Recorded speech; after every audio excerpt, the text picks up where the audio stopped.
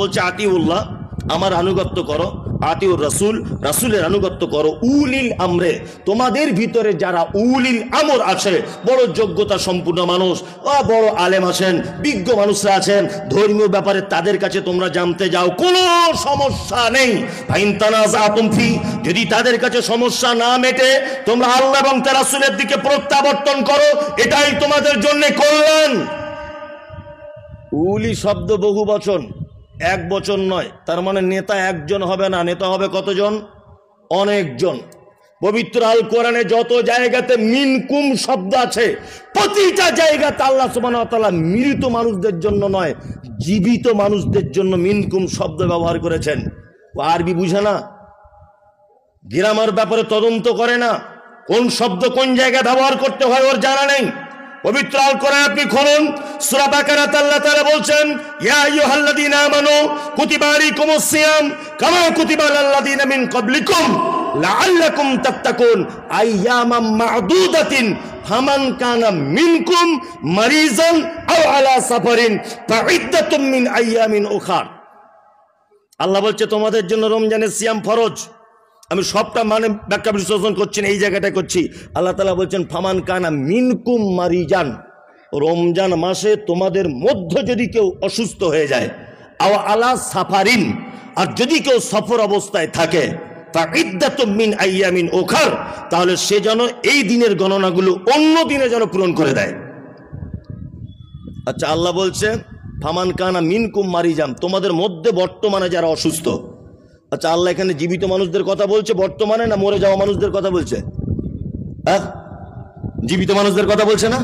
জীবিত মানুষদের কথা বলছে কি বলছে না? বলছে। আর মানে বোঝা যাচ্ছে ধর্মীয় ব্যাপারে যদি দ্বিধাদ্বন্দ্ব হয়, বর্তমান যারা জীবিত আছে, জীবিত সেই সমস্ত আলেমদের কাছে তোমরা যাও। মিনকুম, আল্লাহ বলছে তোমাদের মধ্যে বর্তমানে যারা আছে তাদের শরণাপন্ন তোমরা হও, তাই না? আর আমরা যখন বলতে যাচ্ছি তখন বলছে আবু হানিফা বলেছে। আবু হানিফা বেঁচে আছে? আছে? বলছে এটা কে? বলছে আব্দুল কাদের জিলানী বলেছে, ও বেঁচে আছে? আছে? এটা কে? বলছে ঘুটিয়া শরীফে পীর সাহেব বলেছে, ও বেঁচে আছে? এটা কে বলেছে? না এটা আজানগাছির পীর সাহেব বলেছে, বেঁচে আছে? এটা কে? না এটা ওই আপনার আজমির শরীফের খাজা মঈনুদ্দিন চিশতি বলেছে, ও বেঁচে আছে? ও বেঁচে নেই। তার মানে বোঝা যাচ্ছে ধর্মীয় বর্তমানে যে সমস্ত নেতা আছে, আমরা যদি সেই সুন্নাহর ব্যাপারটা বুঝতে না পারি তাদের শরণাপন্ন হব। তাদের কাছে যদি সমস্যা না মেটে তখন বর্তমানে যে সমস্ত উলামায়ে কেরামগণ রয়েছেন তাদের দ্বারস্থ হব। এরপরও যদি আমাদের সমস্যা না মেটে ফিরে আসতে হবে কোথায়? আল্লাহ এবং তার কি রাসূলের কাছে। আল্লাহু আকবার। অনেক কথা বললাম, আর মাত্র টাইম তো 38 মিনিট 35 মিনিট। তাই বলেছিলাম যেমন কর্ম তেমন ফল। আপনাদেরকে কিছু ভালো কর্ম সহি হাদিস থেকে বলে দিব, বলে দিই। আর আমরা এইসব সহি হাদিস বললে না মানুষ সহ্য করতে পারে না। যে কোনো জায়গাতে ঝামেলা লেগে যাচ্ছে এখন শুধু সহি হাদিস বলার কারণে। আল্লাহু আকবার। এই তো আপনাদের সে হাওড়া জেলা, এটা নাকি কলকাতায় পাশের হাওড়া জেলাতে উলুবেড়িয়াতে গত বছরে প্রোগ্রাম করলাম। প্রোগ্রাম করার পরে স্টেজ থেকে নামলাম, রাস্তা দিয়ে আসছি, গাড়ি আটকে বোম মেরে দিয়েছে রাস্তাতে, গাড়িতে। আমি সোশ্যাল মিডিয়া দেখবেন। আমি শুধু একজন আমাকে প্রশ্ন করেছে পীর মানা যাবে কিনা। আমি শুধু বলেছি পীর মানা নয়, পীর ধরতে হবে অবশ্যই। পীর না ধরলে কোনো কাজ নেই। পীর ধরে গাছে বেঁধে কাঁচা কুঞ্চিলের পাচার চামড়া তুলে দিতে হবে, শুধু এইটা বলেছি। পীর ধরা যাবে, পীর ধরবে না তো ধরবে কি? ওদেরই তো খুঁজছি আমরা। কি বলছি বুঝতে পারছেন না? একজনে প্রশ্ন করেছে আমাকে যে হুজুর পীর ধরা যাবে? ধরা ফরজ। ওকে ধরা যাবে না মানে ওর পাছার চামড়া তুলে দিতে হবে ধরে, যে তুই পীর হলি কি করে বল। এইটা বলেছি বলে রাস্তাতে আমার বোম মেরে দিয়েছে। কি বললাম বুঝলেন? আমি একটা জিনিসে বিশ্বাস করি যে আল্লাহ ছাড়া তো আর কেউ বাঁচাবার লাইন নেই। আছে? নাই। এই বছরই আজ থেকে আমি 3 তারিখে বাংলাদেশে গেছি আর 1 তারিখে এসেছি, মানে 1 মাস বাংলাদেশে ছিলাম। তার আগে মালদা চাচলে এক জায়গায় প্রোগ্রাম করলাম। তো মালদা চাচলে প্রোগ্রাম করে স্টেজ থেকে নেমে ওই গ্রাম থেকে বার হতে 2-4 গাড়ি পুলিশ এসে তবে আমাকে বার করছে। মানে আমার বার হবার কোনো লাইন নাই, চারিদিকে লোক লাঠি সোটা নিয়ে দাঁড়িয়ে আছে মারবে বলে। শুধু এইসব কথাগুলো বলে দিয়েছি তাই। আর আমার কাজ হচ্ছে, আমি সেই চিকিৎসক, রুগীর যদি হাত কেটে বাদ দিতে হয় বাদ দিয়ে দেবো, আমার কাছে ওই ছেঁড়া তাবলি দিয়ে সুস্থ করব না। কি বলছি বুঝতে পারছেন না? যদি বুঝতে পারি ওর এখান থেকে কেটে বাদ দিতে হবে বাদ দিয়ে দেবো, আমি ওই ইনজেকশন দিয়ে ট্যাবলেট দিয়ে সারাবার চেষ্টা করব না। হাদিসে আছে আর নেই, এই দুটো জিনিস। কি বলছি বুঝতে পারছেন? হ্যাঁ।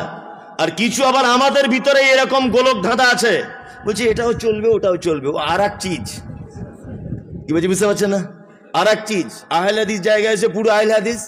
এই যে রমজান মাসে আপনাদের মিঠাপুরিজের কোটি কোটি টাকা দান হয় মাদ্রাসায়, হয় না? কত যে বেদাতি মাদ্রাসায় যায়, এর জন্য কিয়ামতের দিন আপনাকে আসামির কাঠগড়াতে দাঁড়াতেই হবে। আমি মুমতাজুল ইসলামের কথা বলে গেলাম, একটাও কোন বেদাতি মাদ্রাসায় 10 টাকা দিয়ে সহযোগিতা করবেন না। আল্লাহ নবী সাল্লাল্লাহু আলাইহি ওয়াসাল্লামের হাদিস হচ্ছে এই, কোন বেদাতিকে সহযোগিতা করা যাবে না। মাদ্রাসায় আপনার জাকাতের টাকা আপনি দেন, আপনি সব দেন, আমার কোনো আপত্তি নেই। অবশ্যই জিজ্ঞাসা করে দেবেন যে এই মাদ্রাসায় ছেলে ফারেক হবার পরেই বলবে না তো 40 দিন খানা করা লাগবে? এটা এই মাদ্রাসা না তো, যে এখান থেকে মাদ্রাসায় ছাত্র বার হয়েই বলবে যে মরা মানুষের নামে 3টে গরু কিনে খানা করতে হবে? এটা এই মাদ্রাসা না তো, যে মাদ্রাসার ছাত্র বার হই স্টেজে দাঁড়িয়ে বক্তব্য দিতে গিয়ে বলবেন আহলে হাদিস মানে হুজুরের দালাল? এটা এই মাদ্রাসা না তো। এই মাদ্রাসা যদি হয়, আপনি যদি 10 টাকা দিয়ে সহযোগিতা করেন, অবশ্যই এদের সহযোগিতার কারণে আপনাকে কিয়ামতের মাঠে জবাবদিহিতা করতে হবে। সারা বাংলা জুড়ে আমরা সহিহ হাদিস এবং কোরআনের দাওয়াত দিয়ে বেড়াবো, আর আপনার টাকা আছে বলে আপনি বেদাতীদেরকে সহযোগিতা করবেন? একদম নয়। সারা বাংলাতে যেহেতু সহিহ আকীদার মাদ্রাসা আছে, আপনি আপনার জাকাতের টাকা তার আসুক আর না আসুক আপনি তাদের কাছে পৌঁছে দিবেন, তবুও ভালো, কিন্তু বেদাতীদের সহযোগিতা করবেন না। রমজান মাসে যে সমস্ত বেদাতীরা মেটা বুঝে ঘোরাফেরা করে, এদেরকে চিহ্নিত করবেন, 1 টাকা দিয়ে সহযোগিতা করবেন না, কোন প্রতিষ্ঠানে সহযোগিতা করবেন না 1 টাকাও। এরা হচ্ছে দুশমন কার? মুহাম্মদ সাল্লাল্লাহু আলাইহি ওয়াসাল্লামের। দুশমন কার? মুহাম্মদ সাল্লাল্লাহু আলাইহি ওয়াসাল্লামের। খুব সাবধান, ওরা হক কথা সহ্য করতে পারে। একটা ছোট্ট করে উদাহরণ পেশ করি, তারপরে আমি কিছু হাদিস বলছি। একটা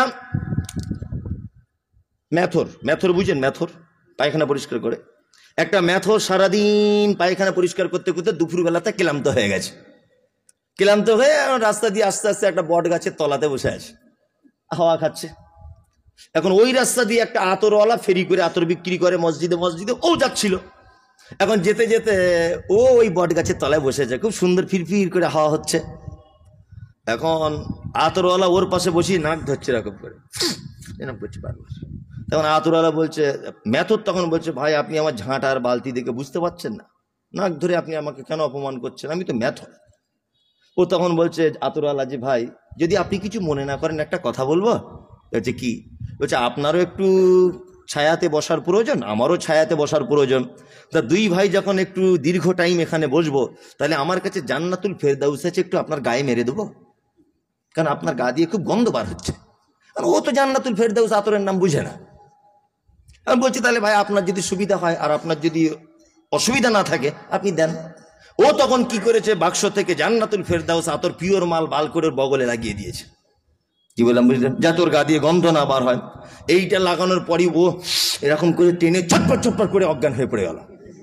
না আতুরালা দেখছি তো মহা বিপদ, এতক্ষণ ছিল ভালো, এখন এরকম হলো কেন? তাড়াতাড়ি করে টোটো ডেকে ওকে ওই কলকাতার একটা হসপিটালে নিয়ে গেল। ডাক্তারবাবু জিজ্ঞেস করে বলছে রুগীর হয়েছে কি চাচা? তো বলছে বাপ এই ব্যাপার, আমি আতরওয়ালা ও মেথর একটু জান্নাতুল ফেরদাউস মেরে দিয়েছি, নিয়ে হলো অজ্ঞান হয়ে গেছে। কি মরে যাবে নাকি এখন? কি বলছি বুঝতে পারছেন না? তখন ডাক্তার তো শিক্ষিত ছেলে, ও তো জ্ঞানী ছেলে, ও তখন একটা কথা বলছে, শুনুন চাচা এক কাজ করুন, এর তেমন কিছু হয়নি, একটা ওষুধেই ভালো হয়ে যাবে। তো বলছে কি? বলছে হসপিটালের পিছনের দিকে দেখুন অনেক পায়খানা ঘর আছে, এক লাইনে 20-22টা হবে, ওইখান থেকে কাঁচা মাল হোক আর পুরাতন মাল হোক একটু কাঠি করে তুলে আনুন, এনে ওর নাকে ঘষে দেন। নিয়ে কাঁচা মাল হোক পুরাতন হোক একটু এনে ওর নাকে ঘষে দিয়েছে, ও চাক করে লাফ মেরে উঠেছে। তখন আতুরওয়ালা বলছে ভাই আপনি তো ডাক্তার না, আপনি তো জাদুকর। হ্যাঁ আপনি ডাক্তার না জাদুকর? তখন ডাক্তারবাবু বলছে শুনুন, যে লোকটা সারা জীবন পায়খানার গন্ধ শুঁকে শুঁকে এলো, তাকে যদি হঠাৎ করে জান্নাতুল ফেরদাউস দেন ও টানতে পারে? হ্যাঁ, যারা সারা জীবন বেদাত করে করে করে করে নিতের মাথার মগজটার ভিতরে একদম এয়ারপোর্টের মতো ঘাস গজিয়ে গেছে, ওদেরকে সহি হাদিস দিলে ওরা মানতে পারে? কখনো মানতে পারবে না। সহি হাদিস দিলেই বেকার হয়ে যাবে। মসজিদের নাম দিয়েছে মদিনা মসজিদ, আর নামাজ হয় কুফা বাদশার নামাজ। কি বলছি বুঝতে পারছেন না? মাদানী মসজিদ, মসজিদের নাম, মসজিদের নাম দিয়েছে মাদানী মসজিদ, কিন্তু মদিনার নামাজ হয় না ওখানে। আশ্চর্য ব্যাপার। আমার নিজস্ব ট্রাভেলস আছে, আপনারা মোবাইলে দেখেন, সহি সুন্নাহ ট্যুর অ্যান্ড ট্রাভেলস, হজ ওমরার। তা আমার সঙ্গে যারা ওমরায় যাচ্ছে, হজে যাচ্ছে, কাবায় যেখানে 2 রাকাত নামাজ পড়লে 1 লক্ষ রাকাতের নেকি, হোটেলের ভিতরে বলছি চাচা চলুন, বলছে আপনাদের টাইম হয়েছে, আমাদের এখনো হয়নি। বুঝতে পারছেন? বলছে আপনাদের টাইম হয়েছে, আমাদের হয়নি। মানে কাবাতে গিয়েও ও বলতে চাইছে যে আমি এই নামাজ পড়বো না। হ্যাঁ, এত আগে আজান হচ্ছে কেন? এই বাবা 11টা 10 আজান। হ্যাঁ, এটা কোথায় এলাম আমি? ওই যে হুজুরকে বলে দিয়েছে 7 বার ফুরফুরায় গেলে আর ওই 7 বার আজমিরে গেলে 1 বার হজের নাকি। ও তখন বলছে তাহলে আমার ওইখানেই ভালো ছিল, ফালতু এত দূরে এলাম, তো আমাদের সাথে পুরো উল্টো। আশ্চর্য ব্যাপার। তার মানে এর মাথাতে ঘাস গজিয়ে গেছে, মগজ নাই। কি বলছে বুঝতে পারছেন? মাথায় কি ঘাস গজিয়ে গেছে। কয়েকটা ছোট্ট ছোট্ট করে ভালো ভালো আমল বলবো, করা যাবে? কারা কারা করবেন হাত তুলুন। দেখুন, আপনারা তো মেটিয়াবুরুজের লোক, আমি কোনোদিন আসিনি, তবে আপনাদের আমার চিনতে বাকি নাই। আমি কোনোদিন আসিনি, তবে আপনাদের ব্যাপারে আমার ধারণা আছে অনেক। কারণ অনেক আলেমন আমাদের কাছ থেকে গল্প শুনি আমি। মেটিয়াবুরুজ সম্পর্কে আমার অনেক গল্প শোনা আছে। শুধু এবছরে নাসরুল ভাইয়ের ওখানে রমজান মাসে এসেছিলাম, আর ওই টিনের মসজিদ না কি বলে, তাই তো, এই 2 জায়গাতে ওখানে বক্তব্য দিয়েছিলাম। এদিক আমি চিনি না মেটিয়াবুরুজ অরিজিনালি, এই জীবনের 2য়-বার আমি মেটিয়াবুরুজে এলাম। তা আপনাদের সম্পর্কে যে ধারণা, সে ধারণার উপরে বেশ করে আমি 2টা-1টা হাদিস বলছি। আমরা হাদিসগুলো মূল্যায়ন করার চেষ্টা করব ইনশাল্লাহ, ইনশাল্লাহ, ইনশাল্লাহ। ছোট্ট ছোট্ট হাদিস, কঠিন বলবো না। আপনাকে গুটকা খেতে মানা করব না, কেন ওটা খেলে মানা করলে অসুবিধা আছে, ওটা আমি মানা করব না। যা ইচ্ছা তাই করুন। আমি ছোট্ট ছোট্ট শুধু 2-4টা হাদিস আপনাদেরকে বলি। 1, মুহাম্মদ সাল্লাল্লাহু আলাইহি ওয়াসাল্লাম তিনি বলছেন, একজন মুসলিম আর একজন মুসলিমের উপরে কটা জিনিসের হক রাখে? 5টা। এখানে মহিলা আছে শ্রোতারা? নাই। কোথায়? বাড়িতে টাড়িতে আছে, তাই তো?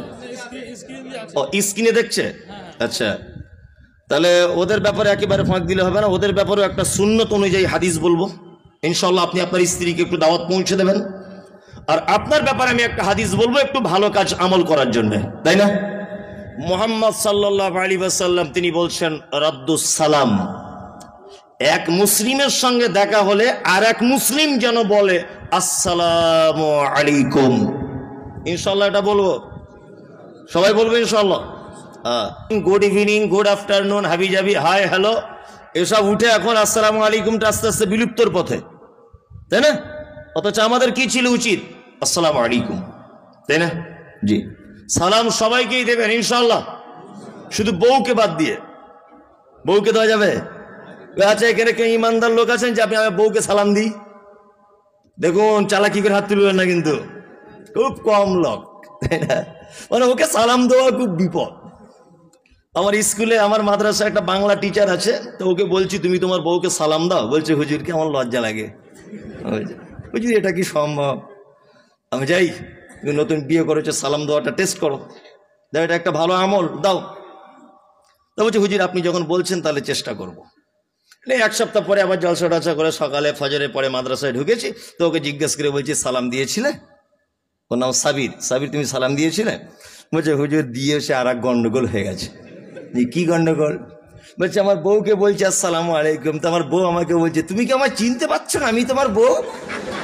কি আশ্চর্য ব্যাপার!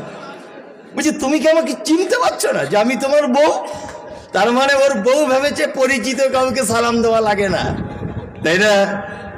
কি আশ্চর্য দুনিয়া! আপনি এখন বাড়ি গিয়ে দিবেন সালাম, তো আপনার স্ত্রীর কথায় বলবে ঢং করো না, বুড়ো বয়সে এতদিন কেটে গেল সালাম দিলে না, আজকে মমতাজিদের কথার সঙ্গে সালাম দিতে আসছে। এটা বলবেই, বলবে না? বলবে। ইসলাম এত সুন্দর একটি জীবন ব্যবস্থা, আপনি এর ভিতরে যদি ঢোকেন তাহলে বার হবার আর কোনো রাস্তা নাই।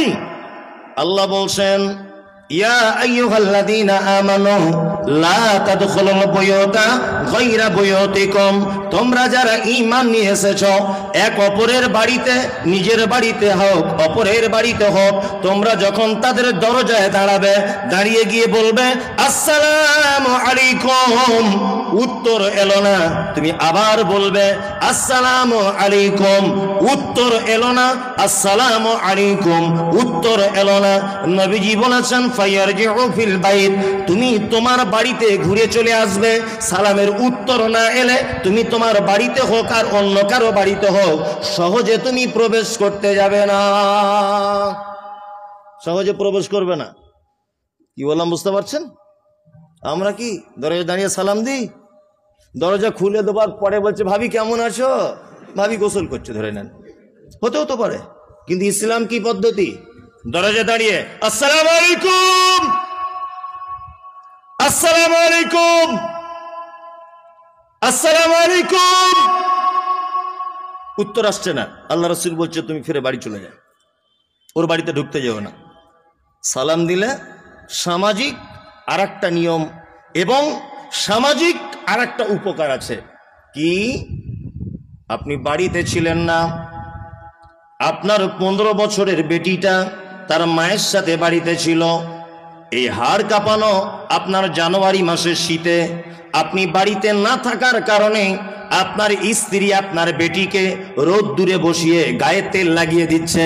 মেয়েটার পরনে ভালো জামা নাই, গায়ে ওড়না নাই, মাথাতে চাদর নাই, পায়জামা নয়, হালকা প্যান্ট পরে রয়েছে, কারণ মা আর বেটি দুজন আছে বলে, পুরুষ মানুষ কেউ নেই বলে। আপনি যদি বাড়িতে আসেন বাজার থেকে, হঠাৎ করে যদি আপনি আপনার দরজা দিয়ে ঢুকে যান, তাহলে আপনার 16 বছরের বেটিটা আপনাকে ওই অবস্থায় দেখলে লজ্জা পাবে, আপনি নিজেও লজ্জা পাবেন।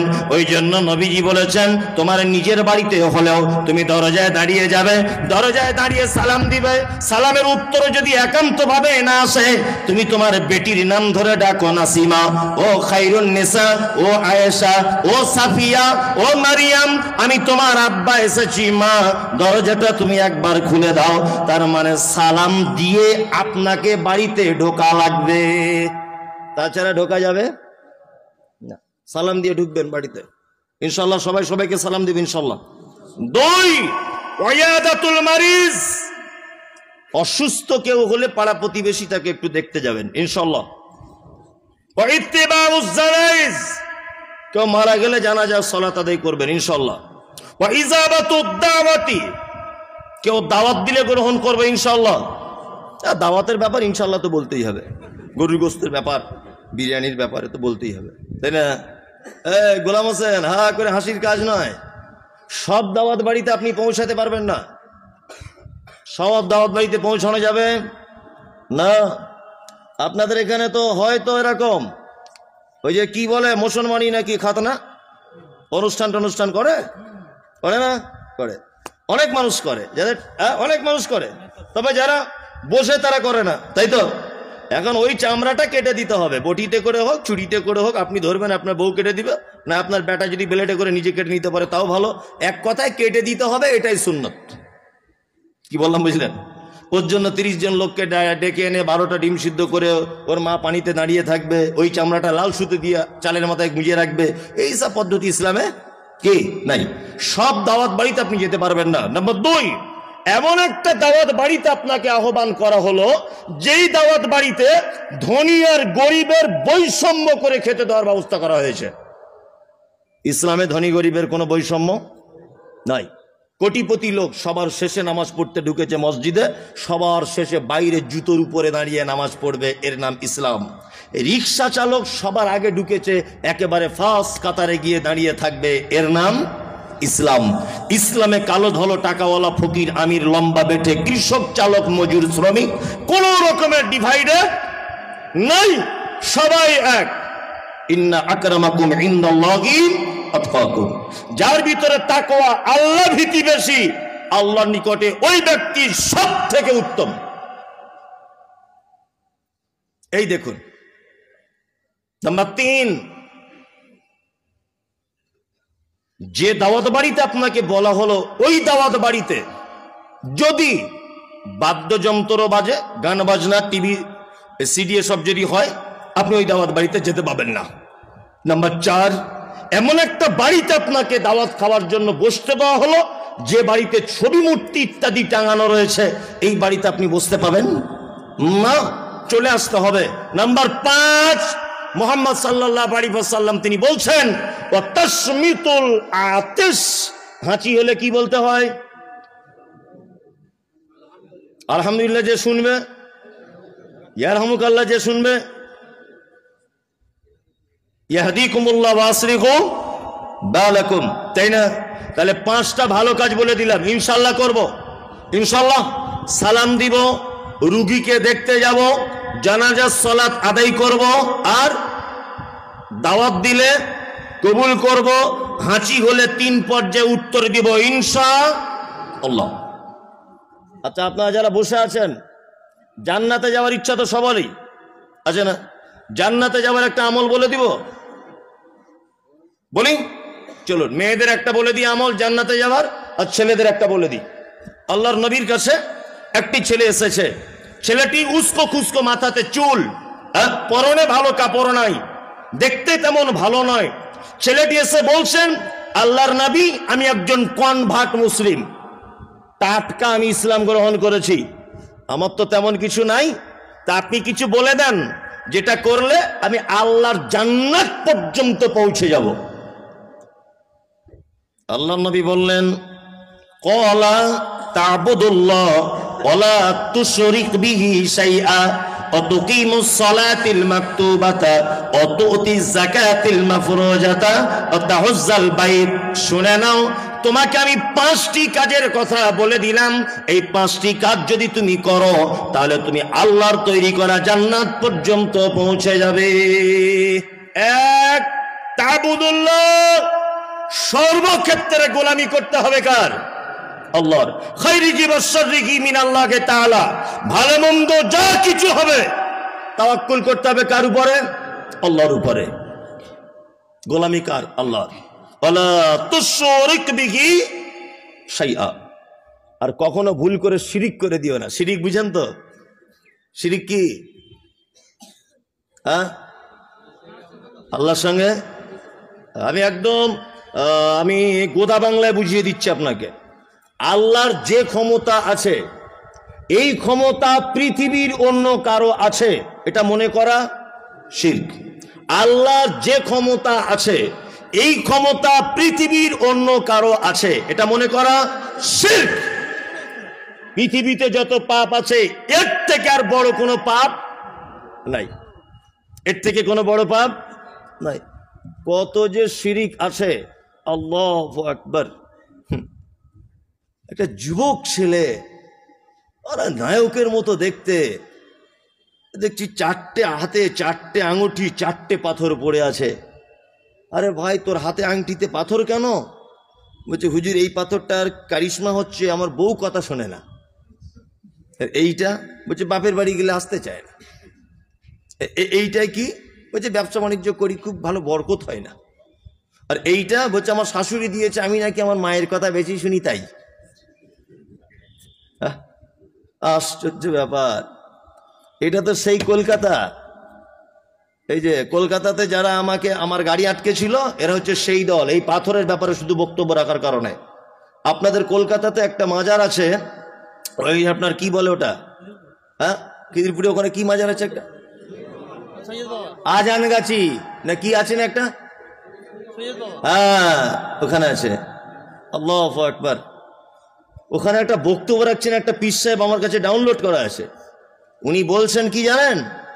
বলছেন, বাবারা, ভাইরা, নবীজি পেটে যে পাথর বেঁধেছিলেন, ওই পাথর মক্কা মদিনার কোথাও খুঁজে পাবেন না। ওই পাথর আমাদের পীর সাহেব ডাইরেক্ট ওখান থেকে এনে আমাদের মাজারে বসিয়ে রেখেছে। আপনারা যদি এই পাথরের চারিদিকে যদি ঘোরেন, তাহলে যেমন শীতকালে গাছের পাতা সবুজ হওয়ার পরে যখন হলুদ হয়ে যায়, আস্তে আস্তে যেমন ঝরে পড়ে, পাথরের চারিদিকে যেমন করে ঘুরবে, তেমন তোমার গোনাগুলো ঝরে ঝরে ঝরে ঝরে পড়ে যাবে। মুরিদরা শুধু বলছে ন্যাংটো হয়ে নাড়াই তকবি। আর তোদের মাথা থেকে গোবর আছে রে, হ্যাঁ, 2025 সালে বক্তব্য চলে, গাধা কোথাকারে। মসজিদে নববীর সামনে একটা মিউজিয়াম আছে, আমি প্রায় মাসে মাসেই যাই, 2 মাস 1 মাস পর পরই মক্কা মদিনায় যাই। তা একটা মিউজিয়াম আছে, ওই মিউজিয়ামের ভিতরে অনেক কিছু জিনিস রাখা আছে। যেমন আমাদের কলকাতা ভিক্টোরিয়াতে কোন বাদশার তীর মেরেছিল সে তীরটা আছে, বাদশাহ শাহজাহানের অনেক কিছু আছে, আলমগীরি অনেক কিছু আছে, জাহাঙ্গীরের অনেক কিছু আছে, আছে না? যারা ভিক্টোরিয়া গেছেন আছে। ঠিক তেমন আজ থেকে 500 বছর আগে মক্কা কেমন ছিল, আজ থেকে 1000 বছর আগের মদিনা কেমন ছিল, এইগুলো সব একটা ছবি আকারে এবং তৈরি করে সুন্দর করে তৈরি করা আছে। আমার মোবাইলে অনেক সময় একটা একটা জিনিস দেখতে পাই, কি কেউ পোস্ট করেছে, বলছে এটা মা ফাতেমার হাঁড়ি, করে না? বলছে এটা নবীজির জুব্বা, পোস্ট করে না মোবাইলে। আবার বলে এটা আল্লাহ নবীর জুতো মোবারক। তোমার বাপের কোন ক্যামেরা থেকে ফটো তুলেছিলে? তখন ক্যামেরা আবিষ্কার হয়েছিল? আর কিছু মুসলমান এদের মাথায় গোবর ভরা কমেন্ট করছে আমিন সুবহানাল্লাহ সুবহানাল্লাহ আমিন আমিন, মানে ও গাধা, ও কিছু বুঝে না, ও কোথায় যে কমেন্ট করতে হয় এই জ্ঞানটা ওর নেই।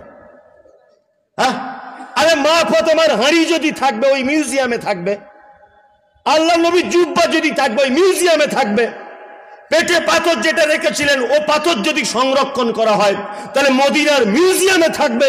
মদিনা মিউজিয়াম ওটাকে সংরক্ষণ করতে পারলো না, আর তোমার পীর সাহেব কলকাতার এখানে নিয়ে চলে এলো। বদমাইশি জায়গা পাও না, চিটার কোথাকারে।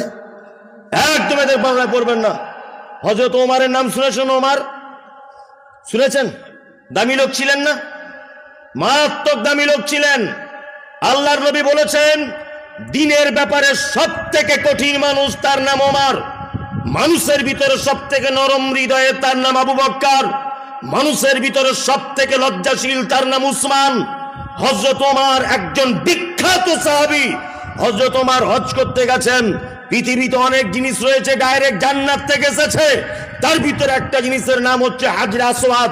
সহিহ মুসলিমের 2য় খণ্ডের হাদিস, আল্লাহ নবী সাল্লাল্লাহু আলাইহি ওয়াসাল্লাম তিনি বলছেন হাজরে আসওয়াদ যখন আসমানের নিচে থেকে যখন জমিনে নামানো হয় জান্নাত থেকে ডাইরেক্ট, দুধের থেকেও সাদা ছিল, এত সাদা পাথর।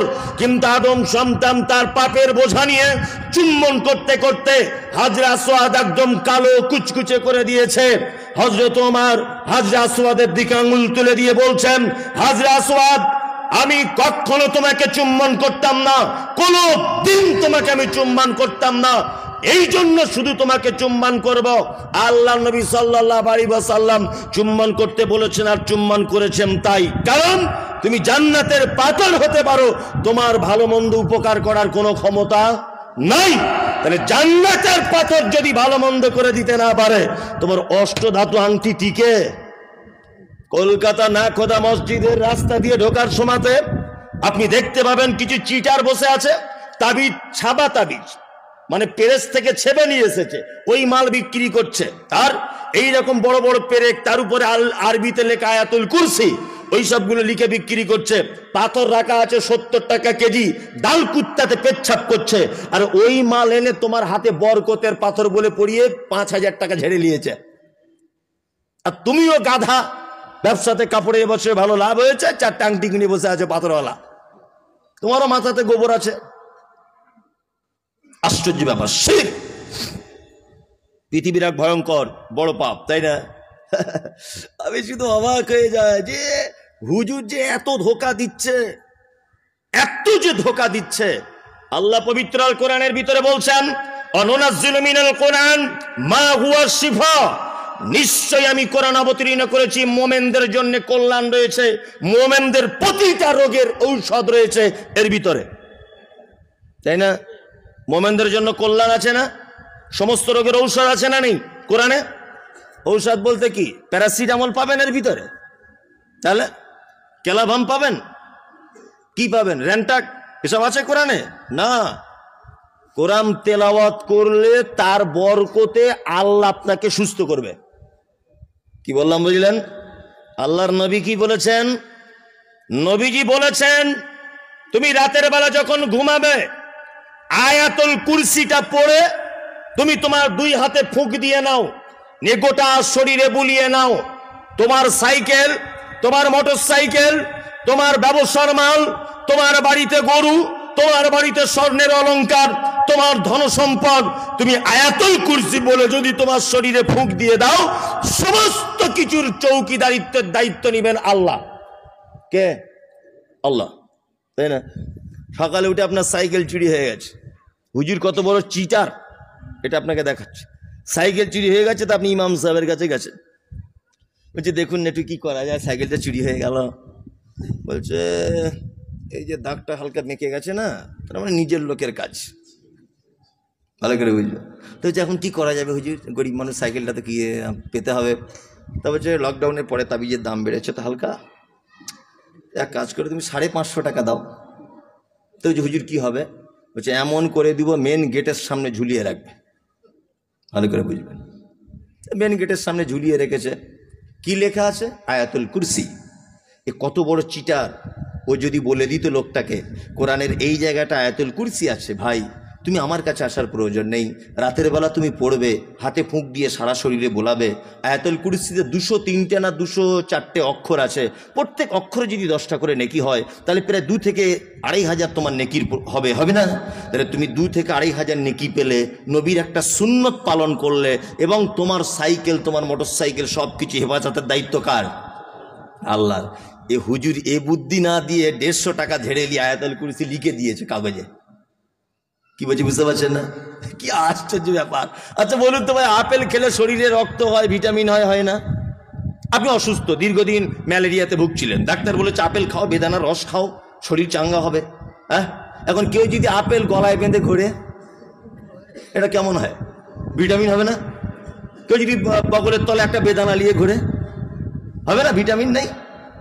আরে পাগল, ওটা খেতে হবে, তারপরে ভিটামিন হবে, বেঁধে ঘোরার কাজ নয়। কোরআন তেলাওয়াত করতে হবে, তার বিনিময়ে তুমি ভালো হবে। বেঁধে গলায় ঘুরলে কাজ হবে না। শিরক, পাপের জগতের সব থেকে বড় পাপের নাম শিরক। এ পাপ করবেন না। ওয়ালা তুশরিক বিহি শাইয়্যা। মুহাম্মদ সাল্লাল্লাহু আলাইহি ওয়াসাল্লাম বলছেন, তুমি যদি জান্নাত যেতে চাও শিরক করে দিও না। ও তুকিমুস সালাতিল মাকতুবাতা, ভুল করে কখনো ফরজ সালাত ছেড়ে দিও না। 5 ওয়াক্ত নামাজ কারা কারা পড়েন? 5 ওয়াক্ত, শুধু 5 ওয়াক্ত লোক তুলবেন কিন্তু, তাহলে চোর ধরা পড়বে। আমাদের বর্তমান বাজারে কয়েক কোয়ালিটির নামাজি আছে না? কয়েক কোয়ালিটির। এক, শুধু জুম্মার দিনে যায়, সাদা পাঞ্জাবি আর সেন মেরে এমন টুপি পরে আর সাদা লুঙ্গি পরে যায়, মনে হচ্ছে আব্দুল কাদের জেলানি ঢুকছে মসজিদে। ইমাম সাহেব ভয় পেয়ে যায়, যে ইমাম না ও ইমাম না আমি ইমাম। তাই না? আমি রমজান মাসে একবার এসেছিলাম ওই আপনার হাওড়া জেলার ওই দিকে বাঁকড়ার ওখানে, তা মসজিদে ঢুকে সত্যি বলছে আমারই ভয় লাগছে, যে এরা কি সব সাইকুল হাদিস, এত বড় বড় পাঞ্জাবি আর এত সুন্দর সুন্দর ড্রেসপত্র, কি ব্যাপার, আমি কি বক্তব্য দেবো, ভয় করছে আমি নিজেই নিয়ে। তারপরে দেখলাম ও বাবা, তো কঠিন ব্যাপার। জুম্মার দিনে শুধু। আর একটা নামাজি 2 ঈদে যায়, আবার গিয়ে ঝামেলাও বাঁধায়, তাই না? আর একটা নামাজি আছে, জোহরে যায়, আসরে যায়, মগরিবে দোকান খোলে, এশায় দোকান বন্ধ করে, ফজরে শীতকালে ঘুম ভাঙে না, এরকম নামাজি একটা আছে, তাই না? আর একটা নামাজি আছে, ও কিন্তু 5 ওয়াক্তই পড়ে, কপালে দাগ হয়ে গেছে, হাঁটুতে ঘাঁটা পড়ে গেছে, 5 ওয়াক্তই পড়ে, কিন্তু চাচা কিছু বুঝে না, এমনিতেই পড়ে। চাচা একটা আত্মাইয়াতটা বলো তো, বলছে বাপ ওটা জানি না। আচ্ছা আচ্ছা আচ্ছা আচ্ছা, দুয়া সানাটা বলো তো, আল্লাহুম্মা বাঈদ বাইনি ওয়া বাইনা খাতাইয়া কামা বা'আদতা, এটা বলো তো। যে আমাকে লজ্জা দিও না বাপ, আমার একটাও মুখস্থ নাই। আবার কিছু লোক আছে তাদের ভোল্টেজ খুব। আচ্ছা বলুন তো, সেজদা যখন দিবেন পায়ে এরকম জমা হয়ে থাকবে না ফাঁক হয়ে থাকবে? জমা হয়ে। তো একটা লোক এরকম করে আছে, বয়স্ক লোক, তা তাকে গিয়ে বলছি চাচা একটু এরকম করে নাও, এটা ভালো। তখন বলছে তোর কবরে তুই যাবি, আমার কবরে আমি যাব, বেশি বকবি না। কি উত্তর দিবেন? বলছে এই কারণেই তো মসজিদে আসি না, তোদের জ্বালাতে আসি না। আসছে এরকম নামাজি আছে না? আচ্ছা, আল্লাহু আকবার। আপনি হাসছেন, আমি এগুলো বড় বাস্তব কথা বলছি, বাস্তব না, বড় বাস্তব। ওই লোকটাকে জিজ্ঞাসা করছি, চাচা 2টো সেজদার মাঝখানে কি দোয়া বলতে হয়? বলছে বাপ ওটা জিভ ঘোরে না। কি আর বলবো, বুঝে উঠতে পারছি না। তা আমি দোয়া জানি না জানি বাপ, আমি নামাজ মিস করি না। ভালো করে বুঝবেন। তাহলে ও নিজের মন থেকে বলল, নিজের জবান থেকে বলল, ও কোনো দোয়া জানে না। কিন্তু ওই লোকটাকে দেখবেন আল্লাহু আকবার, সামি আল্লাহু লিমান হামিদা, ঠোঁট লাটছে। আচ্ছা তুমি যে দুয়া জানো না, ঠোঁট লাটছো কেন? তার মানে বুঝতে পারলাম এতদিন মানুষকে তুমি ধোকা দিয়েছ, তুমি এবার আল্লাহর ঘরে আল্লাহকে ধোকা দিতে ঢুকেছ। আর কতদিন চলবে এইভাবে? সারা ভারতবর্ষের রতনা হাফেজ আইনুল বারী আলী আবি সাহেব দিন দুঃখীদের জ্বালা বুঝবে না রে ধনী, কেমন করে চলে তাদের জীবন তরিখানি। বাদশাহ আমির মহাসুখে কাটায় জীবন সবে, গরিব দুঃখীর ব্যথার খবর বুঝবে তারা কবে। এইসব কবিতা আমি রহমানিয়া মাদ্রাসায় ছোটতে পড়ে মুখস্থ করেছি, অজস্র দোয়া দরুদ শিখেছি ওনার বই থেকে। আপনাদের এলাকাতে সেই রতনের জন্ম হয়েছিল, আজ তিনি আর নেই। এই এলাকার মানুষ সর্বপ্রথম আহলে হাদিসদের পক্ষ নিয়ে সারা বাংলাতে তিনি বই লেখা শুরু করেছিলেন। তিনি সর্বপ্রথম সালাতে মুবাশশির, আপনার অন্যান্য অনেক বই, তাফসীর আইনি অনেক কিছু বই তিনি লিখেছেন। উনি প্রথম কলম ধরেছিলেন বাংলার আহলে হাদিসদের পক্ষ থেকে। আর সেই আহলে হাদিস এখনো যদি ঠোঁট নাড়িয়ে আল্লাহকে ধোকা দেয়, তোমার নামাজ কবুল হচ্ছে না। তোমার বাড়িতে টিভি আছে, তোমার বাড়িতে প্রেসার কুকার, তোমার বাড়িতে ফ্রিজ, তোমার বাড়িতে গিজার, তোমার বাড়িতে ওয়াশিং মেশিন, তোমার বাড়িতে সব কিছু আছে। দুঃখের বিষয় একটা নামাজ শিক্ষার বই নেই। দুঃখের বিষয় তুমি একটা দুয়া এক মাসে মুখস্থ করতে পারো না। তুমি রফিকের গান মুখস্থ করতে পারো, তুমি রানু মণ্ডলের গান মুখস্থ করতে পারো, তুমি রফিকের গান জানো, তুমি কুমার শানুর গান মুখস্থ করে রেখে দিয়েছো 12 লাইনের। কিন্তু দুঃখের বিষয় তুমি এখনো পর্যন্ত সূরা ফাতিহা মুখস্থ করতে পারো না। তোমার জন্য এটা লজ্জা, তোমার জন্য এটা কি লজ্জা। আর কতদিন ঠোঁট লাড়িয়ে চিটিংবাজি করে চলবে? এবার কিছু শিখুন। এসব 2 নম্বরই করে চলে। পাঞ্জাবি সাদা, দাড়ি আপনার সুন্দর, টুপি আপনার খুব দামি, আতরও আপনার দামি, অথচ এক ওয়াক্তের নামাজ আপনার মিস নেই, কিন্তু একটা দোয়া আপনি জানেন না। এগুলো শেখার চেষ্টা করতে হবে না? করতে হবে কি না? হবে। সালাত ফরজ আদায় করব। অতুতি যাকাতিল মাফরুজাতা, যাকাত বুঝে দিয়ে দেন। যাকাত আপনার সম্পদ নয়, মাথায় রাখবেন এটা। কি বললাম বুঝলেন? আর একটা কথা বলছি, এটা শুনে রেখে দেন। যাকাত রমজান মাসে দেন, আলহামদুলিল্লাহ, খুবই ভালো, আপনারা খুবই যাকাত দেন, এটা আলহামদুলিল্লাহ। তবে যাকাত দিয়েই যে শুধু জান্নাত যাওয়া যাবে তা নয়, সাধারণ কিছু দান এবং সাদকা করতে হয়। কি বললাম বুঝলেন? আর যাকাত দিলে তো মাল পবিত্র হয়, আর ওই পবিত্র মাল থেকে যদি এবার কিছু দেন, ওর নাম সাদকা বা দান। মুহাম্মদ সাল্লাল্লাহু আলাইহি ওয়াসাল্লাম তিনি বলছেন, ইত্তাকুন নার, তোমরা জাহান্নাম থেকে যে কোনো মূল্যে বাঁচো। ওয়ালাউ বিশিক্কি তামারিন, তুমি যে খাজুরটা খাচ্ছিলে, জাহান্নাম থেকে বাঁচার কোনো উপায় নেই। তুমি যে খাজুরটা খাচ্ছিলে, ওই খাজুরটা খেতে খেতে অর্ধেক তোমার হাতে থেকে গেছে, ওই অর্ধেকটা তুমি আল্লাহর রাস্তায় সাদকা করে দাও, তার বিনিময়ে জাহান্নাম থেকে বাঁচো। দান করবেন। শুধু যাকাত দিয়ে মেটিয়াবুরুজের মানুষ, কলকাতার মানুষ পরিত্রাণ পাবে এ আশা নয়। দান করবেন, সাধারণ দান বেশি বেশি করে করবেন। আপনি যদি জীবনের ধনী যদি হতে চান, আপনি দান করা শিখুন। আল্লাহকে বলছি, এলাকার সব থেকে ধনী আপনি হবেন ইনশাল্লাহ। আপনি দান করা শিখুন, সব থেকে ধনী আপনি হবেন। একটা মজার হাদিস আপনাদের সামনে বলি। আচ্ছা, একটা মানুষ যখন মারা যায়, মারা যাবার 2-1 মিনিট আগে পর্যন্ত মায়েরা, চাচিরা, খালারা, নানিরা কি করি? আমরা কি করি? তার গালে পানি দিই, পানি দিই না? ফুপু এসে বলে ভাইয়ের গালে একটু পানি দিই, শেষ পানিটা দিয়ে দিই। বড় ভাই বলে আমি একটু দিয়ে দিই। ওর স্ত্রী বলে আর জীবনের মতো দিতে পারবো না, একটু দিয়ে দিই, বলে কি বলে না? আচ্ছা বলুন তো, ওই লোকটা কি তখন পানি চায় যে আমায় একটু পানি দাও? ওকে একটু গরম দুধ চায়? কি চায়? এসবগুলো বোঝেন না আপনারা? আল্লাহর নবী বললেন, একজন ইমানদারের আত্মাকে যখন মালাকুল মউত যখন বার করে নেয়, তার পাশের স্ত্রী বুঝতে পারে না, তার বেটি বুঝতে পারে না, তার বেটা বুঝতে পারে না, এমন করে তার আত্মাটাকে বার করা হয়। দুধের শিশু যেমন মায়ের কোলে ঘুমিয়ে যায়, কিন্তু একটা বদমাইশ লোক যখন হয়, তার আত্মাটাকে এত কঠিন করে মালাকুল মউত ধরে নেয় যে তার আত্মার সাথে সাথে তার চোখ, তার নাক, তার দাঁত, তার সমস্ত শিরা উপশিরাগুলো যেন চিড়ে চলে আসে। ওই লোকটা তখন কঠিন যন্ত্রণার কারণে বলে, কি বলে? ফায়াকুলা রব্বি লাউলা আখারতানি ইলা আজালিন করিম ফাআসাদদাকা ওয়া আকুম মিনাস সালিহিন। হে আমার প্রতিপালক, 1 মিনিট আর দুনিয়া নামক জায়গাতে আমার থাকার জায়গা নাই। আমার কাছে মালাকুল মউত চলে এসেছে। আল্লাহ তুমি আমাকে একটুখানি টাইম দাও। ফাআসাদদাকা ওয়া আকুম মিনাস সালিহিন। আমাকে আর 2 মিনিট টাইম দাও, আমাকে আর 1 মিনিট টাইম দাও। আমি আবার মিটিয়া বুড়ির বাজারে চলে যাই, আমি আমার বাড়িতে চলে যাই, আমি গিয়ে কিছু সাদকা করে আসি, কিছু দান করে আসি, তারপরে আল্লাহ তোমার সঙ্গে আমি সাক্ষাৎ করব। তাহলে একটা মানুষ জীবনের শেষ ইচ্ছাটা কি? গরম পানি খাওয়া, ঠান্ডা পানি? কি আল্লাহ টাইম দাও, দান করি, তাই না? আচ্ছা, ওই লোকটা তো এই কথা বলতে পারতো, আল্লাহ একটু টাইম দাও, 2 রাকাত নামাজ পড়ি, বলতে পারতো না? আল্লাহ টাইম দাও, আরেকবার মক্কা থেকে ঘুরে আসি। আল্লাহ একটু টাইম দাও, আমি একটা রোজা করি। আচ্ছা বলুন তো, একটা রোজা পূর্ণ করতে গেলে কতক্ষণ টাইম লাগে? 15 থেকে 16 ঘন্টা, তাই না? আর নামাজ 2 রাকাত পড়তে গেলে অজু করতে হবে, পবিত্র হতে হবে, মোটামুটি 2 রাকাত নামাজে 20 মিনিট, গোসল করা থেকে, পবিত্রতা থেকে, তাই না? আর যদি বলে লোকটা হজ করবো, আল্লাহ একটু টাইম দাও, হজ করে আসি, তাহলে 1 মাস 1.5 মাসের ব্যাপার, তাই না? কিন্তু ওই লোকটা কি বলছে? ফাআসাদদাকা ওয়া আকুম মিনাস সালিহিন।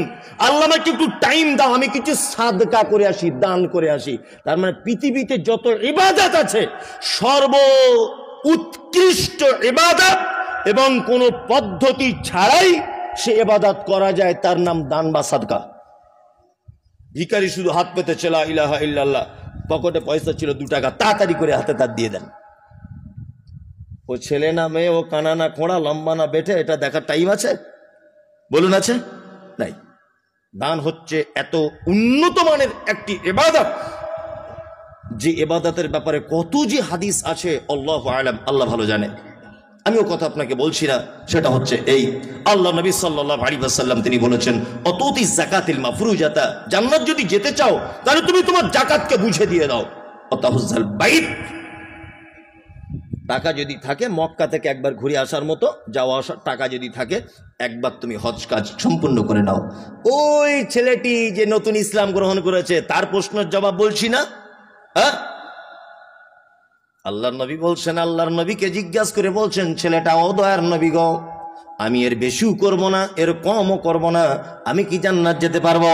নবীজি বলেছেন, তুমি যদি 5টা জিনিসের উপরে যদি দাঁড়িয়ে থাকতে পারো, আমি নবী বলছি তোমার জন্য জান্নাত রেডি করা আছে।